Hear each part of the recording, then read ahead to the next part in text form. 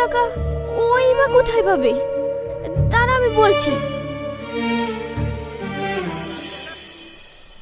ওগো, রাজা ফোন করেছে। রাজা ফোন করেছে? হে দাও। শোনো ওকে, সাইড থেকে বিল আটকে দিছি, 1.5 লাখ টাকা চাইছি। বলো নি টাকা নাই? তোমার সাথে কথা বলবি। হ্যাঁ ভাই বলো। ভালো আছো? না, একটু সমস্যার মধ্যে আছি। 1,00,000 টাকার খুব দরকার ছিল ভাই, সে একটু ম্যানেজ করে দিতে পারবেন? টাকা? আমার তো এখন খুব হাত টান। গাড়ি বন্দুক দিয়ে হলেও 1,00,000 টাকা ম্যানেজ করে দিত, কিন্তু গাড়িটা বন্দুক দিলে যাবার আমি বসে যাব। এই গাড়ি করে এখন গ্রামের গ্রামে লিস্ট বিক্রি করে বেড়াচ্ছি। তুমি একটু এদিক ওদিক থেকে ম্যানেজ করো না ভাই, তোমার তো সব শেষ।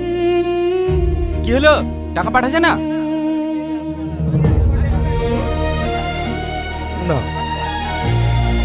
তাহলে এখন আমরা কি করবো? বিদেশে বাড়ি দেখবো? দেখ, বেশি নাটক করিনি। আরে তোরা তো মাথা মোটা, কিছু বুঝতে পারছি না। আমাদের টাকা মেয়ে দেওয়ার ধান্দা করছে। মাস্টারকে মার মার মার। এই দাঁড়া।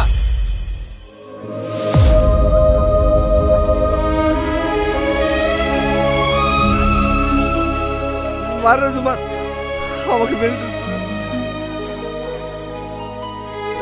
এই শাহিন, মারবে এক চড়। ওর গায়ে হাত তুলি কেন? না, গায়ে হাত তুলবে না। 1 বছর টাকা জমে জমে রেখে দিয়েছি, 1 টাকাও লিইনি। বাড়ি থেকে 7 বার ফোন করছি, কখন বেড়াচ্ছি। আর এখন বলছে কুমারের দিকে টাকা দিচ্ছে না।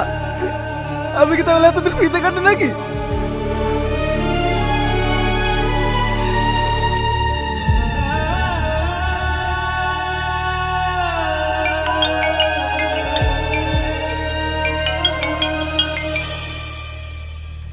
বলো মা। এই বাবু, কোম্পানি থেকে বিল আটকে দিছে বলে। কে বললো তোমাকে? ওর ফোন করেছিল। তুই কোনো চিন্তা করিস